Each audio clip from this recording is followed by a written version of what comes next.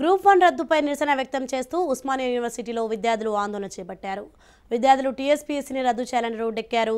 కొత్త TSPSC board ద్వారా exams నియమించాలని విద్యార్థులు డిమాండ్ చేశారు. విద్యార్థుల ఆందోళన జరుగుతుండటంతో అధికారులు ఓయూ రహదారులను మూసివేశారు.